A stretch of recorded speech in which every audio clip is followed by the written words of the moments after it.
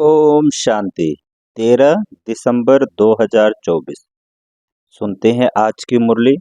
और मुरली का सार है, मीठे बच्चे अपने लक्ष्य और लक्ष्य। बाबा ने कहा, मीठे बच्चे अपने लक्ष्य और लक्ष्य दाता बाप को सदा याद करो तो दैवी गुण आ जाएंगे। किसी को दुख नहीं देना है, ग्लानि करना, यह सब आसुरी लक्षण है। मीठे बच्चे अपने लक्ष्य और लक्ष्यदाता बाप को याद करो तो दैवी गुण आ जाएंगे।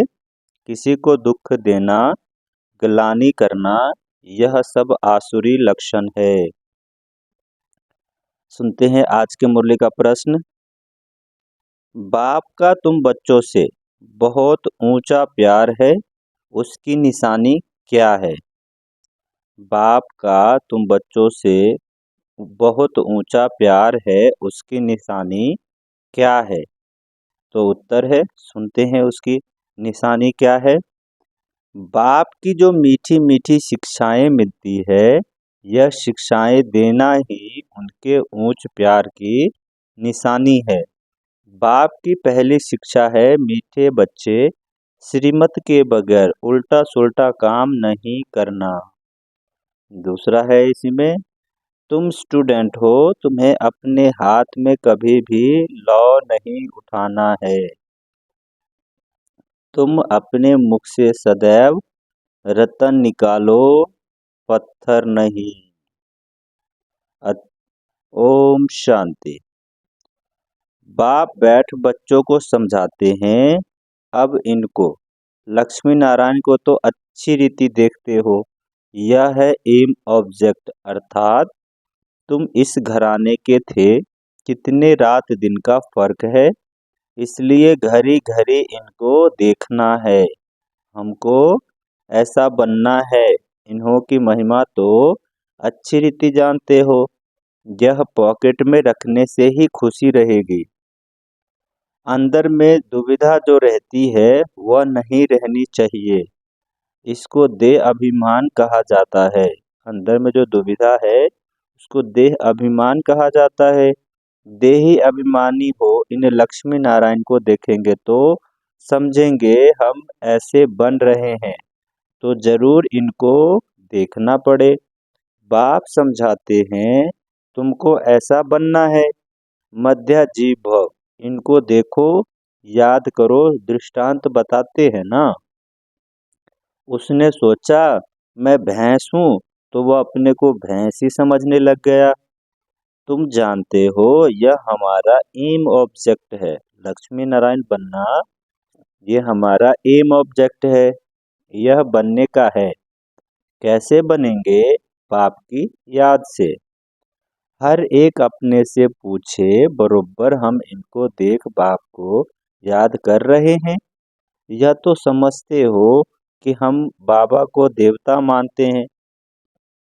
बाबा ने कहा, यह तो समझते हो कि बाबा हमको देवता बनाते हैं। जितना हो सके याद करना चाहिए। यह तो बाप कहते हैं कि निरंतर याद रह नहीं सकती, परंतु पुरुषार्थ करना है। गृहस्थ व्यवहार में बाबा ने कहा, भल गृहस्थ व्यवहार का कार्य करते इनको लक्ष्मी नारायण को याद करेंगे तो बाप जरूर याद आएगा। बाप को याद करेंगे तो जरूर याद पड़ेगा। हमको ऐसा बनना है। जब बाप को याद करेंगे तो साथ में ये भी याद आएगा कि हमको ऐसा बनना है। यह सारा दिन धुन लगी रहे तो फिर एक दो की गिलानी कभी नहीं करेंगे।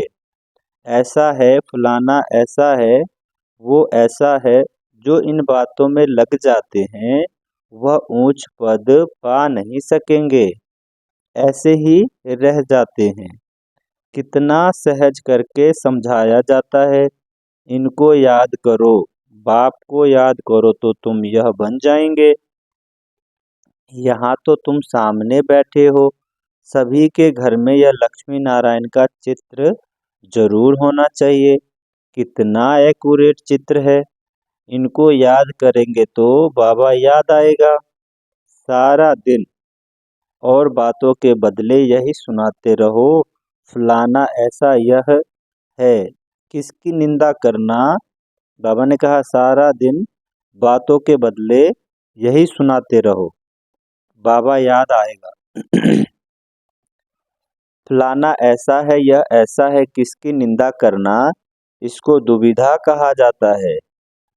तुम्हें अपनी दैवी बुद्धि बनाना है, किसको दुख देना, गलानी करना, चंचलता करना, यह स्वभाव नहीं होना चाहिए। इसमें तो आधा कल्प रहे हो। अभी तुम बच्चों को कितनी मीठी शिक्षा मिलती है। इनमें ऊंच प्यार दूसरा कोई होता नहीं। बाबा ने कहा इतनी मीठी शिक्षा जो बाबा से मिलती है, इनसे ऊंच प्यार दूसरा कोई हो नहीं सकता। कोई भी उल्टा सुल्टा काम श्रीमत बगैर नहीं करना चाहिए। बाप ध्यान के लिए भी डायरेक्शन देते हैं, सिर्फ भोग लगाकर आओ। बाबा ने कहा सिर्फ भोग लगाकर आओ। बाबा यह तो कहते नहीं कि बैकुंठ में जाओ रास विलास करो। बाबा ने ये समझाया कि जब बाबा को भोग लगाते जाते बतन में, तो स्वर्ग में खेल कूद करने लग जाते, खेल पाल करने लग जाते। तो इसलिए बाबा कहते कि सिर्फ भोग लगाकर आ जाओ। बाबा यह नहीं कहते कि बैकुंठ में जाकर रास विलास आदि करो। दूसरी जगह गए तो समझो माया की प्रवेशता हुई। माया का नंबर 1 कर्तव्य है पतित बनाना। बेकायदे चलन से नुकसान बहुत होता है। बाबा ने कहा होता है तो हो सकता है फिर कड़ी सजाएं भी खानी पड़े। अगर अपने को संभालेंगे नहीं तो। बाप के साथ साथ धर्मराज भी है, उनके पास बेहद का हिसाब किताब रहता है। रावण की जेल में कितना वर्ष सजाएं खाए हैं, इस दुनिया में कितना अपार दुख है। अभी बाप कहते हैं और सब बातें भूल एक बाप को याद करो और सभी दुविधाएं अंदर से निकाल दो। विकार में कौन ले जाते हैं, माया के भूत। तुम्हारा एम ऑब्जेक्ट है ही यह राजयोग है ना। बाप को याद करने से यह वर्षा मिलेगा, तो इन धंधों में लग जाना चाहिए। किचड़ा सारा अंदर से निकाल देना चाहिए। माया की प्रकाष्ठा भी बहुत कड़ी है, परंतु उनको उड़ाते रहना है। जितना हो सके याद की यात्रा में रहना है। अभी तो निरंतर याद हो न सके, आखिरी निरंतर तक भी आएंगे, तब ही ऊंच पद पाएंगे। अगर अंदर दुविधा खराब ख्यालात होंगे तो। बाबा ने कहा अगर अंदर दुविधा खराब ख्यालात होंगे तो उच्च पद मिल नहीं सकता। माया के वश होकर ही हार खाते हैं। बाप समझाते हैं बच्चे गंदे काम से हार। बाबा ने कहा बच्चे गंदे काम से हार मत खाओ। निंदा आदि करते हो तो तुम्हारी बुद्धि बहुत बुरी गति हो जाती है। बाबा ने कहा कि बाप समझाते हैं बच्चे गंदे काम से हार मत खाओ। निंदा आदि करते तो तुम्हारी बहुत बुरी गति हो गई है। अभी सदगति होती है तो बुरे कर्म मत करो। बाबा देखते हैं माया ने गले तक ग्रास हप कर लिया है। बाबा ने कहा कि बाबा देखते हैं बच्चों को माया ने गले तक हप कर लिया है। पता भी नहीं पड़ता है, खुद समझते हैं हम बहुत अच्छा चल रहे हैं, परंतु नहीं। बाप समझाते हैं मनसा वाचा कर्मणा, मुख से रतन ही निकलने चाहिए। गंदी बातें करना पत्थर है। अभी तुम पत्थर से पारस बनते हो तो मुख से कभी पत्थर नहीं निकलने चाहिए। बाबा को तो समझाना पड़ता है। बाप का हक है बच्चों को समझाना। ऐसे तो नहीं भाई भाई को सावधानी देंगे। टीचर का काम है शिक्षा देना, वह कुछ भी कह नहीं सकते। स्टूडेंट को हाथ में लॉ नहीं उठाना है। तुम स्टूडेंट हो ना। बाप समझा सकते हैं, बाकी बच्चों को तो बाप का डायरेक्शन है एक बाप को याद करो, तुम्हारी तकदीर अभी खुली है। श्रीमत पर न चलने से तुम्हारी तकदीर बिगड़ पड़ेगी, फिर बहुत पछताना पड़ेगा। बाप की श्रीमत पर न चलने से एक तो सजाएं खानी पड़े, दूसरा पद भी भ्रष्ट हो। जन्म जन्मांतर कल्प कल्पांतर की बाजी है। बाप आकर पढ़ाते हैं तो बुद्धि में रहना चाहिए। बाबा हमारा टीचर है, जिनसे यह नई नॉलेज मिलती है कि अपने को आत्मा समझो।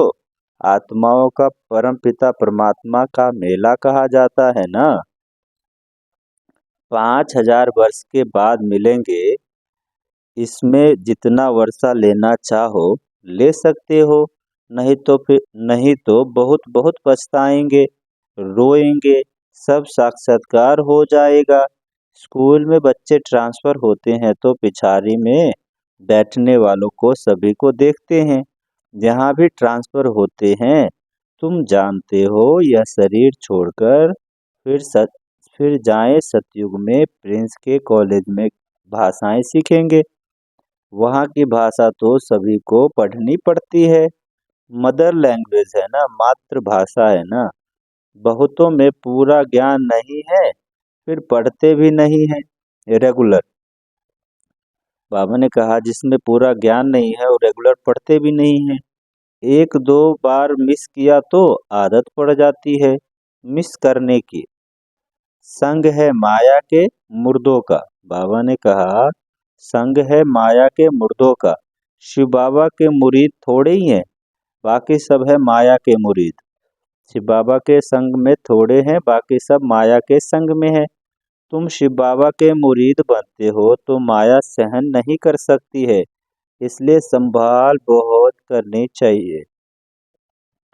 छी गंदे मनुष्य को, बाबा ने कहा छी गंदे मनुष्य से बड़ी संभाल रखनी है। हंस और बगुले है ना, बाबा ने रात दिन की शिक्षा भी दी है।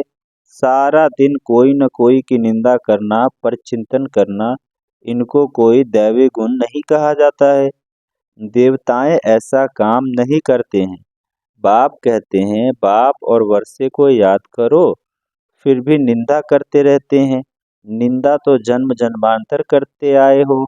दुविधा अंदर रहती ही है, जब भी अंदर मारा मारी है। दुविधा रहना अंदर मतलब अंदर ही अंदर मारा मारी है।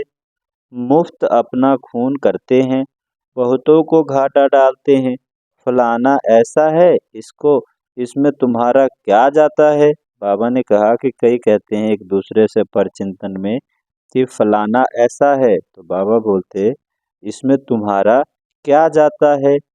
अच्छा, मीठे मीठे सिक्के लदे बच्चों प्रति माता पिता बाप दादा का याद प्यार और गुड मॉर्निंग।